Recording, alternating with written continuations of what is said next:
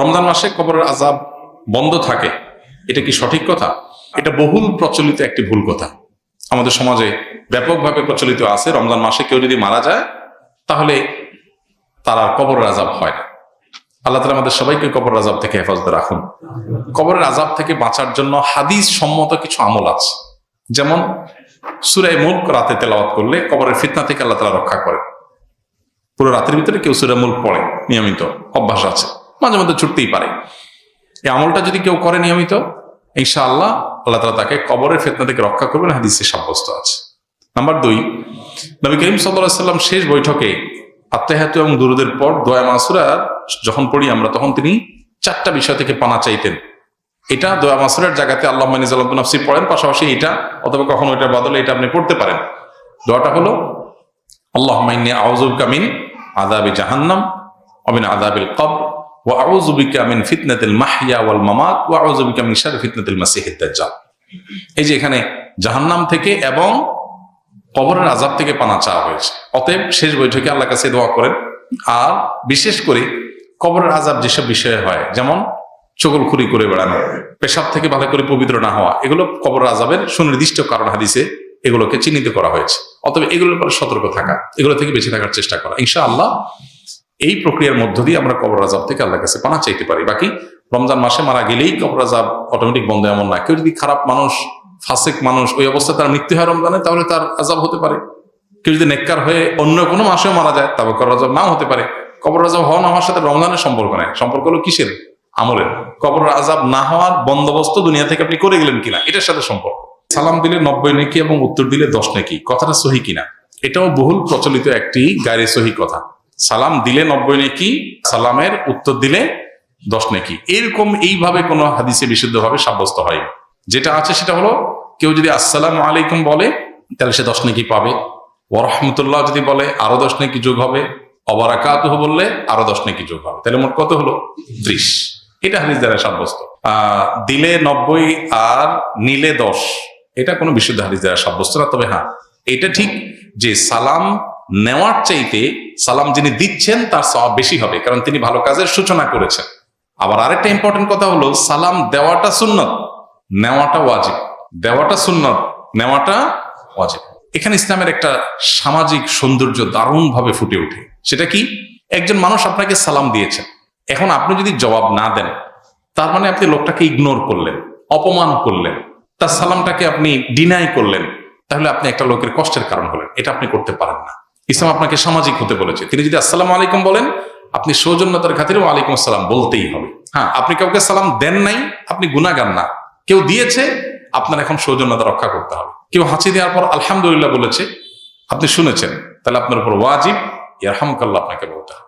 এটা মিন হাক্কিল মুসলিম এবং ইমানের ৭৭ শাখার একটা, যে হাসি দিয়েছে, আলহামদুলিল্লাহ বলেছে, আপনি শুনেছেন, তাহলে জবাব দিবেন। কেন? কারণ লোকটা হাসি দিয়ে যখন আলহামদুলিল্লাহ বললো এবং আপনি শুনতে পেয়েছেন, তাহলে সেক্ষেত্রে আপনি রিপ্লাই করার অপশন যেহেতু আছে, রিপ্লাই যদি না করেন, ব্যাপারটা হলো আপনি অসৌজন্যতামূলক আচরণ করলেন, তাকে আপনি ইগনোর করলেন, অপমানিত করলেন। এটা করতে পারেন না। এই জন্য কারোর সাথে দেখা হলে হাসি মুখে কথা বলতে বলা হয়েছে। হাসি মুখে কথা না বলে মানে আপনি তার দ্বারা বিরক্ত হতে পারেন। হাসি মুখে কথা বললে পজিটিভ অ্যাপ্রোচে কথা বললেন। ইসলামের যে সামাজিক সৌন্দর্য আছে, এখনকার পৃথিবীর মানুষ ভদ্র হয়েছে কয়দিন আগে, কয় বছর আগে। ইসলাম 1450 বছর আগে এগুলো শিখেছে আমাদেরকে। এখন বলে মে আই কামিং স্যার, আমি আসতে পারি? আল্লাহ কোরআনে 1400-1500 বছর আগে শিখেছেন এই জিনিসটা, যে তোমরা কারোর বাসায়, কারোর কক্ষে প্রবেশ করার আগে অনুমতি নাও, অনুমতি দিলে ঢোকো, আর না হলে ফেরত যাও। ইসলামের চাইতে আধুনিক ইসলামের চাইতে বেশি সৌজন্যতা বোধ আর কোথাও কোন সমাজে কোনো কিছুতেই নাই। অতএব যে ইসলাম পালন করবে তার ভিতরে তার সবাই আছে, আর যার ইসলাম নাই তার হয়তো কিছু থাকতে পারে, আরেকটা নেই, তার দুনিয়া আছে আখিরাত নেই। আর আমরা তো আল্লাহর কাছে দোয়া করব, রব্বানা আতিনা ফিদ দুনিয়া হাসানা ওয়া ফিল আখিরাতি হাসানা। আমাদের বাবা ঢাকা নবাবপুরে বিশিষ্ট ব্যবসায়ী। আমি মাদ্রাসায় পড়তাম। আমার স্মৃতিশক্তি কম থাকায় 2 বছর পরও পরীক্ষা দিতে পারিনি, তাই এখন পড়াশোনা ছেড়ে বাবার ব্যবসায় সহযোগিতা করছি। আমার বাবা দোকানের কর্মচারীদের সাথে ভালো ব্যবহার করেন, কিন্তু আমার সাথে তিনি গালমন্দ করেন, আমাকে ইঙ্গিত করে কষ্ট দিয়ে কথা বলেন, যার ফলে আমার দোকানের কর্মচারীগণ হাসাহাসি করেন। এতে আমি কষ্ট পাই। এক্ষেত্রে আমার বাবার উদ্দেশ্যে কিছু বলুন। প্রথম কথা হলো যে, বাবা যদি কর্মচারীদেরকে কিছু না বলে সন্তানকে কিছু বলে, তাহলে ধরে নিতে হবে যে সন্তান আপন হওয়ার কারণে তার সংশোধনের জন্য নিজস্ব লোক হিসাবে বলে। আরেকজনের সন্তানকে আরেকজনের বা ভাইকে, ব্রাদারকে, অন্য ঘরের মানুষকে শাসন করতে ইতস্তত বোধ করেন, কিন্তু নিজের সন্তানকে শাসন করেন। যে অনেক সময় দেখা যায় যে নিজের সন্তানকে বেশি শাসন করা হয়, এটা স্বাভাবিক। যিনি প্রশ্ন করেছেন তাকে বলতে চাই, আপনার বাবা আপনাকে একটু বেশি শাসন করেন, দোকানের অন্য কর্মচারীদেরকে শাসন করেন না। এটা আপনি ঘরের লোক হওয়ার কারণে। কারোর ছেলে বিড়ি খায়, কেউ তাকায়ও না, নিজের ছেলেটা বিড়ি খাইছে দেখলে শাসন করে, এটাই তো স্বাভাবিক। বরং তবে আপনি যেটা বলেছেন গালমন্দ করার কথা, সেটা যদি সত্যি আপনার বাবা করেন সেটা অন্যায়। অনেক বাবা আছেন যারা সন্তানদেরকে শাসনের নামে গালমন্দ করেন, মুখ খারাপ করেন, রূঢ় আচরণ করেন, এবং তারা মনে করেন তারা বাবা, তারা মা, তারা যা খুশি তা করবেন। জি না, এত সহজ না। আল্লাহ সুবহানাহু ওয়া তাআলার কাছে আমরা সবাই মুকাল্লাফ, আল্লাহর কাছে আমরা সবাই বান্দা, গোলাম। সো সন্তানের সাথেও আমার আচরণটা সুন্দর হতে হবে। আপনি সন্তানের সাথে যাচ্ছে তা আচরণ করতে পারেন না, শাসনটাও শিখতে হবে। এই যে ভালো প্যারেন্টিং, ভালো অভিভাবকত্ব, এই বিষয়টার সাথে একজন মানুষের ইবাদতের সম্পর্ক সুনিবিড়।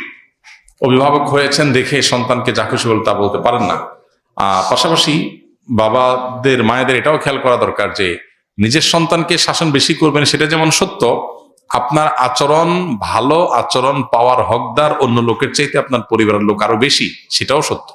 অতএব এখানে ব্যালেন্স করার একটা ব্যাপার আছে, যেটা সন্তান হিসাবে বাবার এটাকে পজিটিভলি নেওয়া যতক্ষণ পর্যন্ত শরীয়ত ভায়োলেশন না হয়। আবার বাবা হিসাবে শাসন করার পাশাপাশি সোহাগ, স্নেহ অন্য যে কারোর চাইতে আপনার সন্তানকে আপনার বেশি করতে হবে, কারণ সবচাইতে কাছের রক্তের সম্পর্কে আত্মীয় সে। এই জন্য বাবাদেরও সেটা খেয়াল করতে হবে, যেটা অনেক সময় আমরা করি না। উভয়কে আল্লাহকে ভয় করে চলতে হবে।